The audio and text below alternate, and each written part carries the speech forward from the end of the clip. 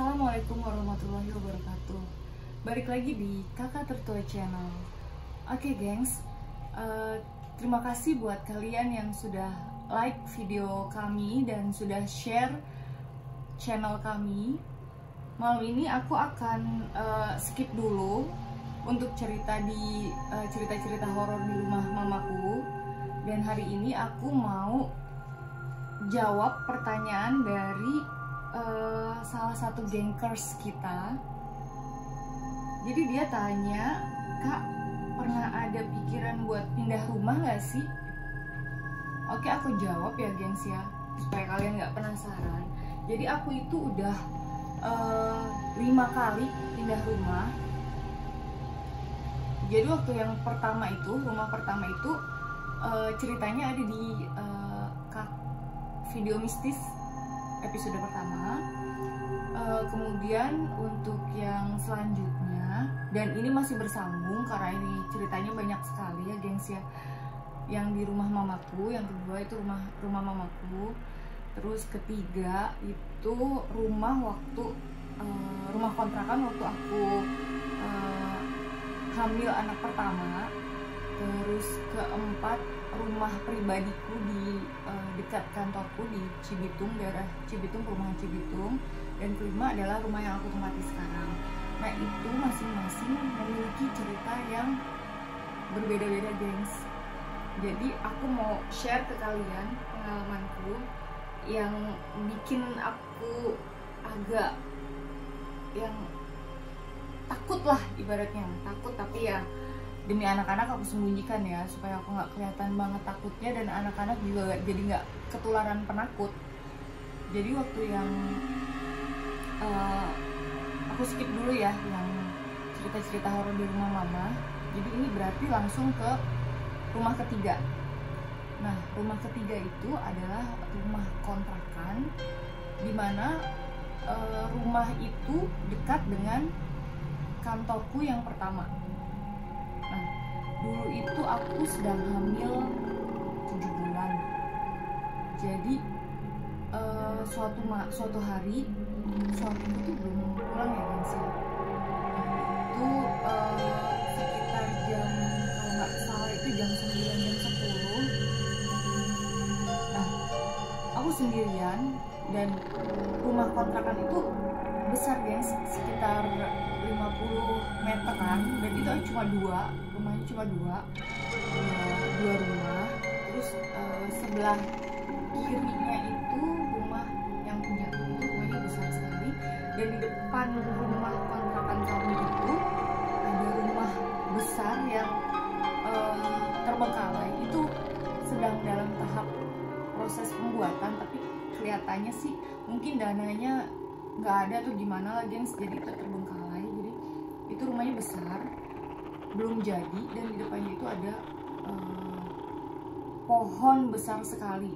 Nah, malam itu aku tidur sendirian sambil nunggu suamiku pulang. Nah, tiba-tiba aku dengar sayup-sayup dari arah belakang. Itu suara minta tolong gengs. Jadi pertama-tama itu suaranya pelan, lama-lama aku shock juga ya, ingat sama omongan orang tua zaman dulu yang bilang kalau lagi hamil itu ada makhluk yang suka ngedeketin gitu loh guys. Nah, aku udah mulai gemeter lah di situ karena aku cuma sendiri, dan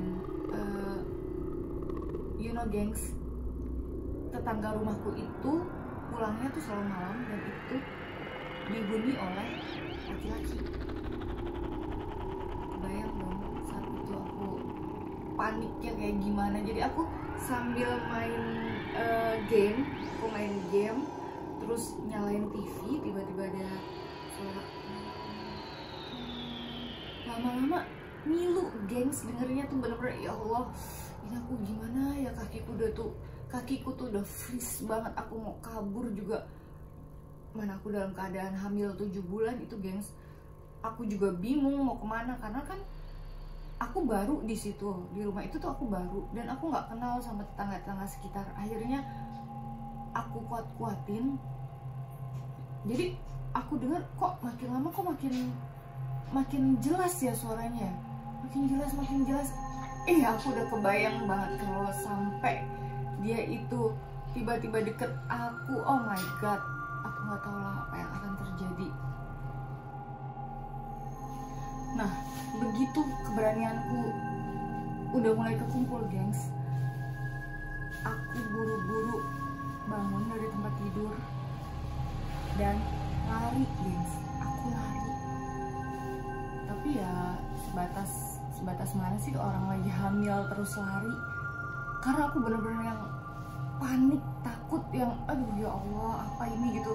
Udah gitu kan kebayang nggak yang di depan rumah itu kan kosong, udah gitu pohonnya juga tinggi banget gitu. Terus aku bingung ini aku mau kemana gitu.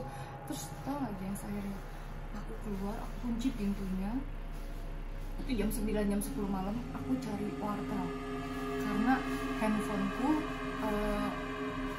habis pulsanya deh waktu itu, kalau nggak salah sih habis pulsa, dan aku harus cari wartel. Aku jalan gitu, pokoknya aku cari wartel sedapat mungkin. Aku cari wartel, begitu ketemu aku telepon bapakku supaya ke rumah buru-buru. Tapi bapakku bilang ya udahlah, tunggu aja sebentar lagi juga kan suami kamu pulang. Akhirnya aku balik dari wartel, terus aku cari rumah tetangga yang masih buka. Padahal aku nggak kenal loh geng sama orang-orang di sekitar situ. Jadi aku SKSD aja lah. Aku langsung ke rumah tetanggaku. Aku nggak cerita sih, itu aku dalam keadaan gemeteran. Ya Allah, cuma berharap suamiku cepat pulang. Aku juga udah telepon suamiku supaya dia cepat-cepat pulang.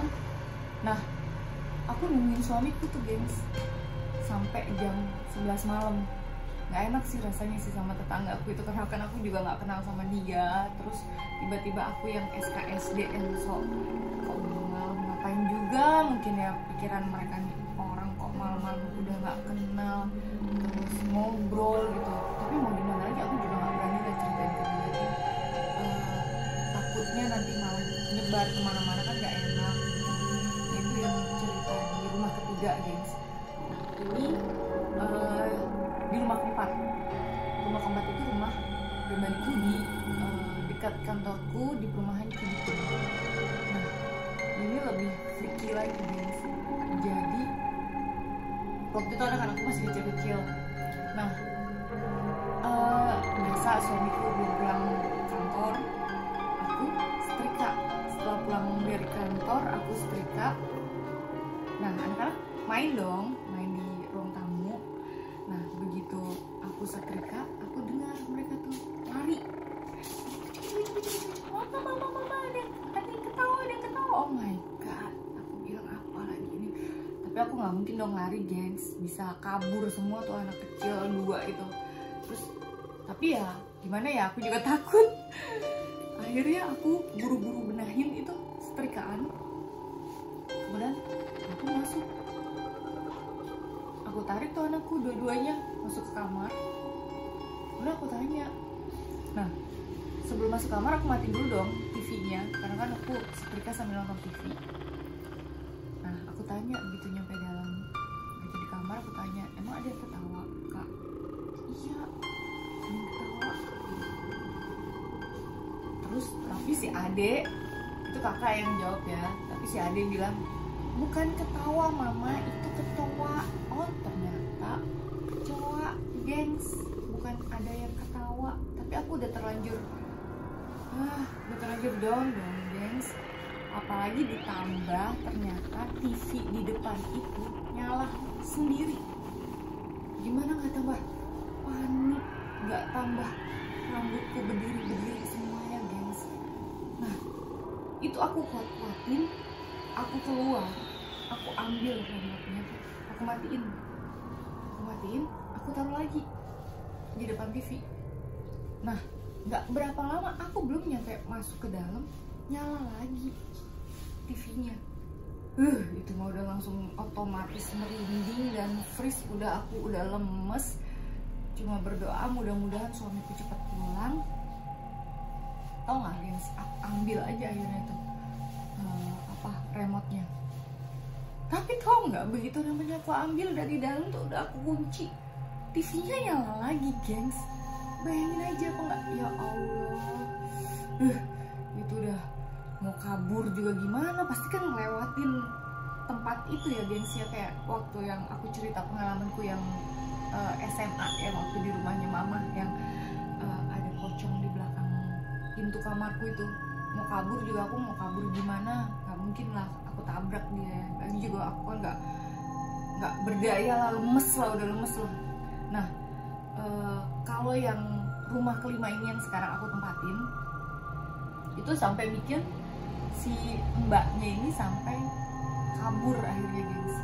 Dia nggak mau lagi di sini karena waktu itu anakku yang ketiga tarik dia. Jadi si teteh itu cerita sama aku pas aku pulang kerja. Dia cerita, ibu aku mau pulang. Kenapa teh? Ini aku mau ngambil baju, dia bilang gitu. Ngambil baju. Kenapa aku bilang baju kamu kurang? Udah pokoknya aku mau ganti baju bu, kata gitu. Karena dia katanya rasanya bu bajunya cuma sedikit. Nah ternyata pas aku paksa-paksa, kenapa sih? Ada apa? Dia bilang katanya si adek tarik dia. Ayo ke kamar kakak, gitu. Kamar kakak, dia ikutin dong. Ini anak kecil kan, mungkin waktu anakku yang ketiga itu baru berumur 3 tahunan mungkin ya. Ditarik. Jadi si teteh itu ditarik. Itu teh itu di depan. Jadi kasih tahu sama dia, si teteh ditarik. Terus di depan lemarinya si kakak ini, lemarinya anakku yang pertama, dia nunjuk, ini ada pocong. Coba siapa yang gak takut digituin? Akhirnya si tetehnya minta kabur, minta pulang. Nah itu gengs. Jadi kesimpulannya mereka itu ada di mana-mana gengs. Mau aku pindah kemanapun, mau aku jalan-jalan kemanapun, mau aku nginep dimanapun, mereka tuh pasti ada gengs. Jadi ya kesimpulan yang aku dapat dari cerita-cerita dan kisah-kisah yang aku alami sendiri di pengalamanku ini, ya sudah, balik lagi, kita memang hidup berdampingan dan makhluk lain itu ada. Jadi kehidupanku itu didominasi oleh yang sempat berada di sekitarku ya, yang pernah terlintas di cerita-ceritaku dan pengalaman-pengalamanku itu ya pocong dan kuntilanak yang banyak guys. Tapi ada lagi nanti cerita-cerita yang lebih seru dan lebih menegangkan lagi yang mungkin akan aku share kepada kalian di video minggu depan gengs. Oke, untuk malam ini sekian saja. Wassalamualaikum warahmatullahi wabarakatuh. See you.